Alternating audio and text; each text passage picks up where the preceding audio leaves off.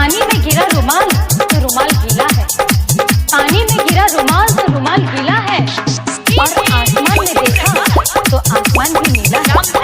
मोहब्बत तो सब करते हैं यहाँ, मगर बेचारे ये लड़के करें तो लोग कहते हैं कि कैरेक्टर ढीला है।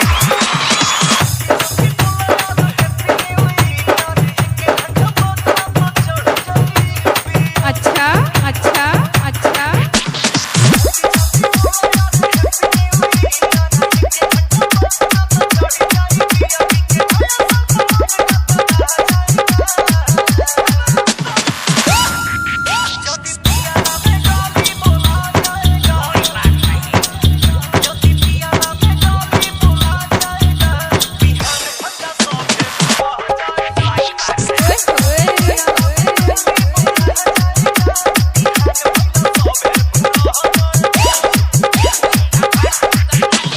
मेरी जिंदगी पर इतना एहसान कर दो, मेरी जिंदगी पर इतना एहसान कर दो, एक बेनाम सी मोहब्बत मेरे नाम कर दो।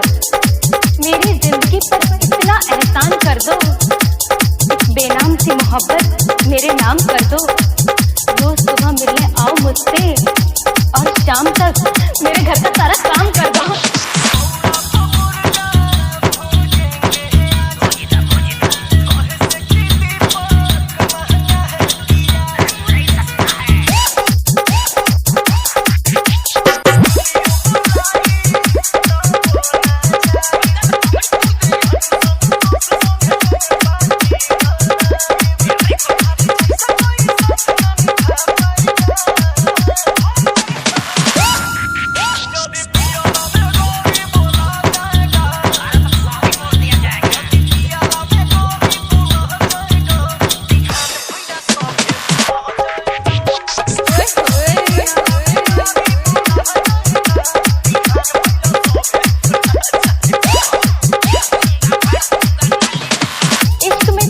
खाया हुआ आशिक अपने दिल की बात कह रहा है।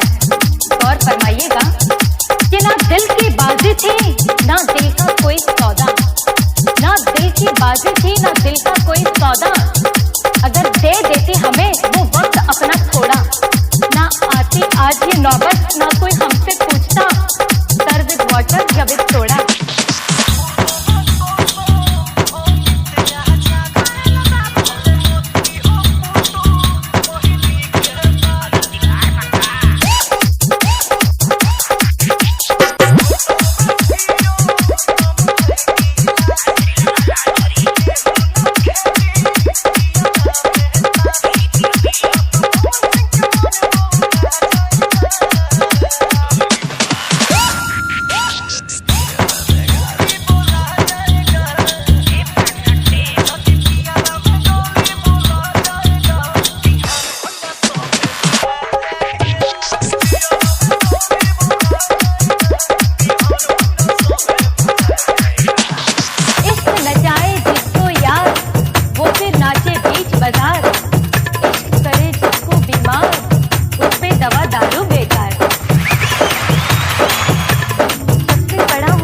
प्यार में जानू जिंदगी कुछ इस तरह से वीरान हो गई है।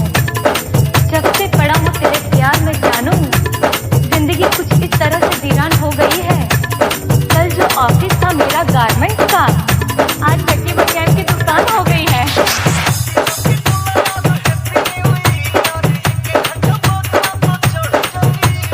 अच्छा अच्छा अच्छा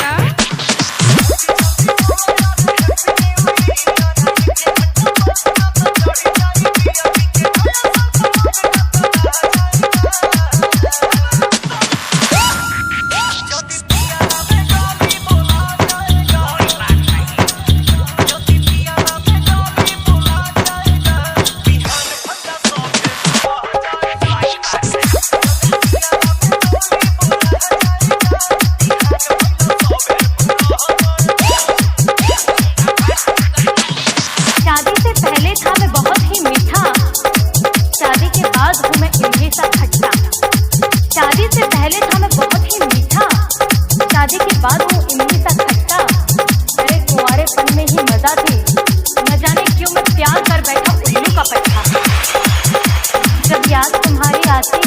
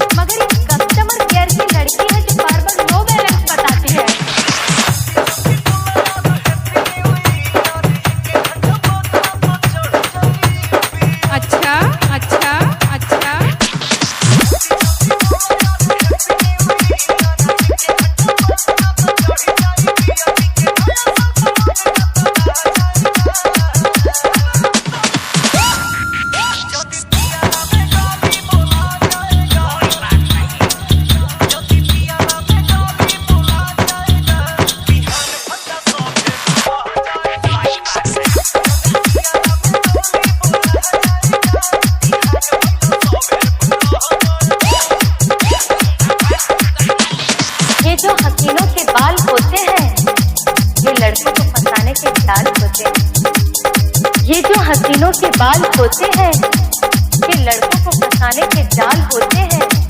न जाने कितनों का खून किया है इन्होंने, तभी तो इनके होठ लाल होते हैं। आपने तो सुना ही होगा, शादी के लड्डू जो खाए वो भी पछताए और जो ना खाए वो भी पछताए। कुछ ऐसा ही हाल और कुछ ऐसा ही किस्सा मैं आपको सुनाने जा रही हूँ।